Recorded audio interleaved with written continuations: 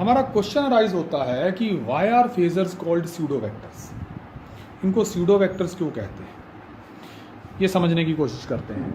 देखिए सपोज मेरे पास जो है वो एक गिवन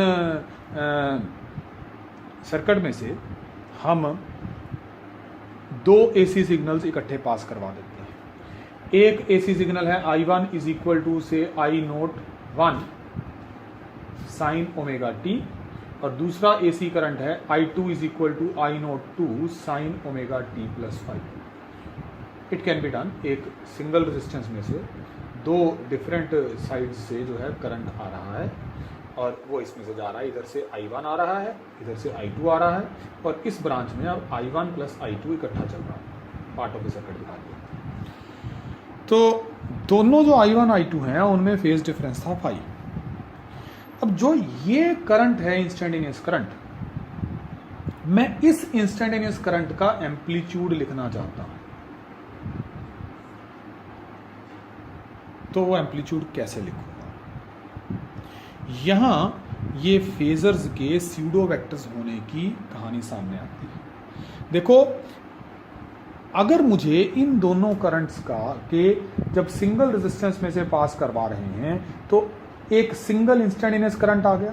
वो सिंगल इंस्टेंटेनियस करंट वैसे it should obey the this superposition principle. I should be, ये अगर मैं इसको आई कहूँ, I should be equal to I1 plus I1 plus I2 अगर मैं देखूँ तो this is I01 sine omega T plus I02 sine omega T plus 5।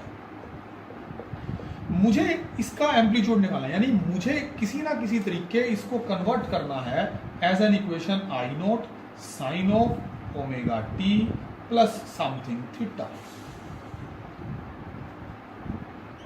तो ये वाला I0 जो है ये मेरा इस सिंगल एसी का एम्पलीट्यूड हो जाएगा।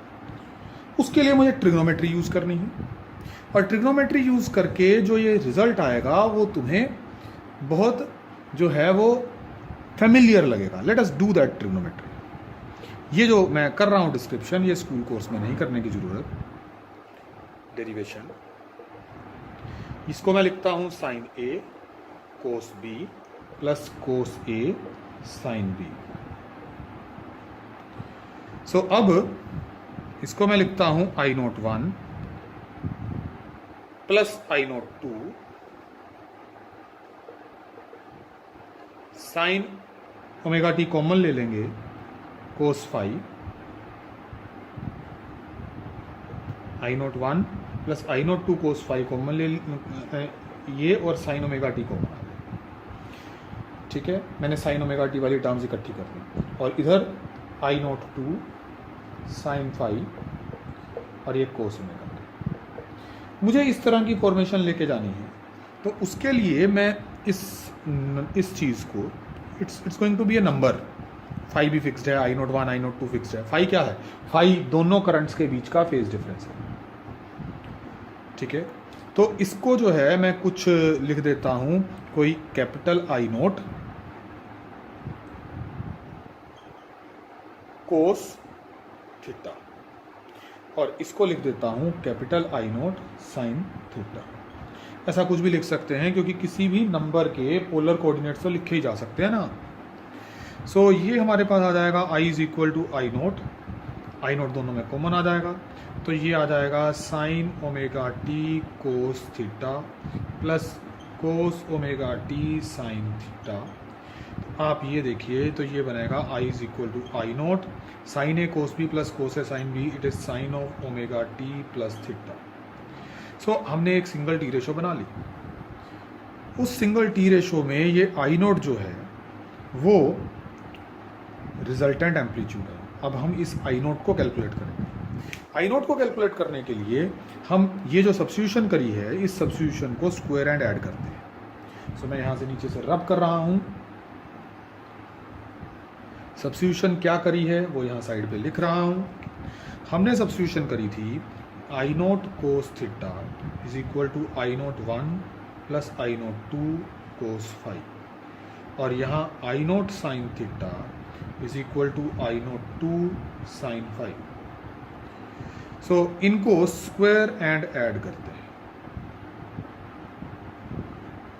स्क्वायर एंड ऐड करते हैं ताकि आई नोट निकाल सकें। जब हम इनको स्क्वायर एंड ऐड करते हैं तो हमारे पास रिजल्ट आ जाता है आई नोट स्क्वायर, को square theta plus sine square theta 1 हो जाना है, दैट इज इक्वल टू इस सारे का square, I naught 1 plus I naught 2 cos 5 whole square plus I naught 2 sine 5 whole square. तो ये I naught square is equal to ये हमारे पास I naught 1 square plus I naught 2 square cos square 5 plus 2 I naught 1 I naught 2 cos 5 plus I naught 2 square sine square 5। So आप देखिए इसको और इसको आप जो है ऐड करते हैं तो ये रिजल्ट आ जाता है आई naught 1 square plus I naught 2 square plus 2 I naught 1 I naught 2 cos 5 I naught square. सो आप ये देखिए कि जो रिजल्टेंट एम्पलीट्यूड आया आई नोट वो आई naught 1 square plus I naught 2 square plus 2 I naught 1 I naught 2 cos 5 under root आया। That means ये जो एक्सप्रेशन है ये बड़ा फेमिलियर है। इट मीन्स जो रिजल्टेंट एम्पलीट्यूड आया है वो आई नोट 1 और आई नोट 2 को अगर वेक्टर मान के ऐड किया जाए और उन दोनों वेक्टर्स में जो एंगल है वो फेज डिफरेंस के बराबर लिया जाए तो जो रिजल्टेंट वेक्टर बनना है वो तुम्हारा रिजल्टेंट करंट है, resultant current amplitude. It means हमारे लिए जब दो सिनुसॉइडली वेरिंग करंट्स एक ही रेजिस्टेंस में से पास हो रही हैं तो उनके ऐड होने पे जो एम्पलीट्यूड आना है उस एम्पलीट्यूड को निकालने के लिए एक शॉर्टकट टेक्निक है कि मैं इंडिविजुअल एम्पलीट्यूड्स को वेक्टर्स की तरह ट्रीट करूं और उन वेक्टर्स के बीच का एंगल फाई ले लूं जो कि फेज डिफरेंस है दोनों करंट्स का और फिर सॉल्व करूं। और साथ ही इसमें भी यहाँ मेंशन किया जा सकता है कि अगर मैं इन दोनों को डिवाइड करता हूँ तो मैं tan थीटा भी ऑब्टेन कर सकता हूँ। tan theta will be I naught 2 sine 5 over I naught 1 plus I naught 2 cos 5। यहाँ स्पेस कम है तो मैं यहाँ ऊपर लिख रहा हूँ tan theta will be I naught 2 sine 5 over I naught 1 plus I naught 2 cos 5। ये भी जो वेक्टर एडिशन में tan बीटा का रिजल्ट है वही रिजल्ट है।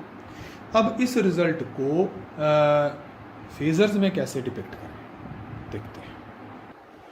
देखिए हमने दो फेजर्स बनाए हैं। एक मैं बना रहा हूँ ये आई नोट 1 लेंथ का फेजर और एक मैं बना रहा हूँ ये आई नोट 2 लेंथ का फेजर। जो आई नोट 1 लेंथ का फेजर है इसका फेज एंगल यहाँ ये वाला एंगल ये ओमेगा टी और आई नोट 2 का phase angle omega T plus 5 है तो ओमेगा टी तो यहाँ तक हो गया तो इसका मतलब ये वाला एंगल 5 है, यानी आई नोट 1 और आई नोट 2 फेजर के बीच में एंगल 5 है।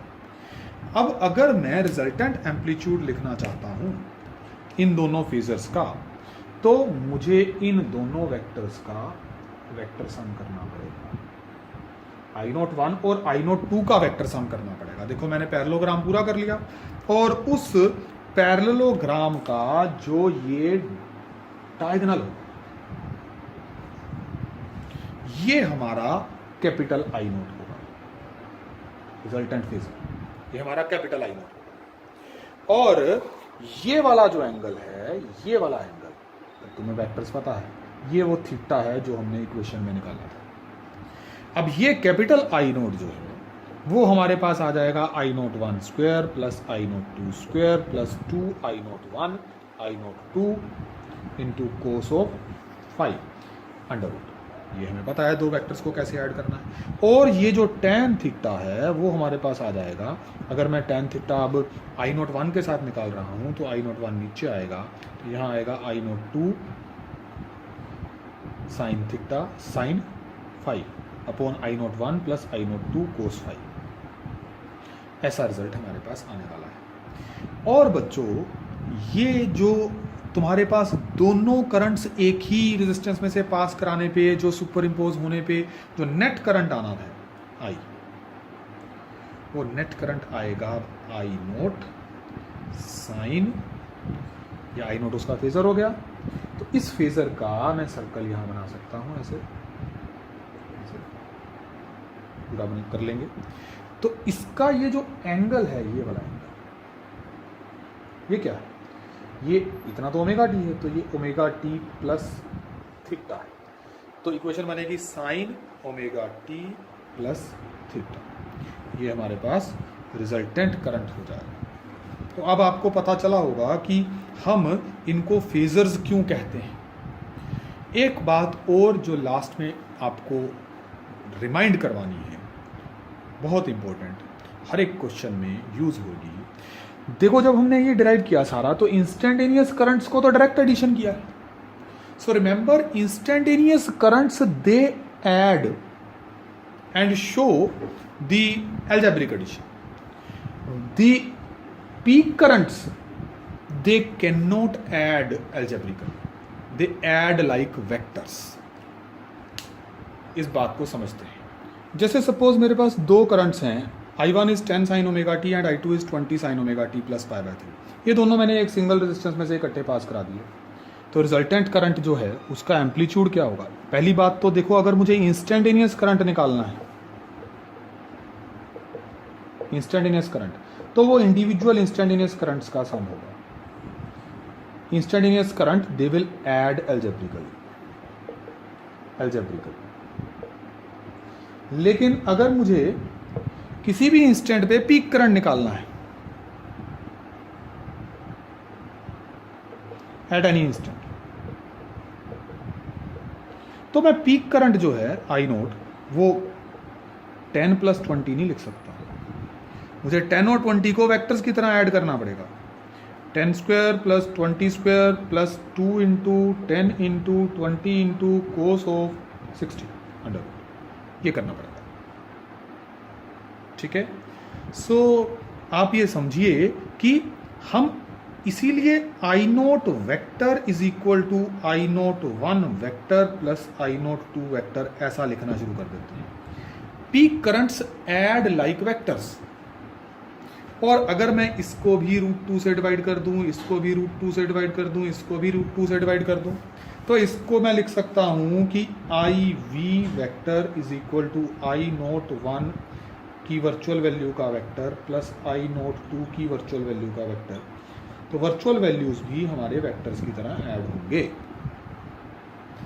सो पीक करंट्स वेक्टर्स की तरह ऐड होते हैं, वर्चुअल करंट्स वेक्टर्स की तरह ऐड होते हैं, इंस्टेंटेनियस करंट्स अलजेब्रिकली ऐड होते हैं, and same applies to voltages also. Thank you.